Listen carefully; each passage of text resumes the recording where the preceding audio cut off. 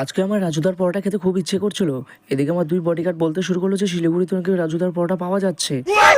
তারপর আমরা পার্কিং থেকে মনোজের ডুগডুগিটা বের করে গেট অফ ইন্ডিয়া ক্রস করে আমরা ন্যাশনাল হাইওয়েতে চলে গেলাম। ন্যাশনাল হাইওয়ে দিয়ে সোজা চলে আসলাম আমরা নির্বাসীর সামনে। আমার দুই বডিগার্ডকে দেখে কাকু দেখে কাউন্টারের নিচে লুকিয়ে পড়ছিল। এটাই হচ্ছিল এখানে গ্রাউন্ড ফ্লোরের সিটিং এরিয়া।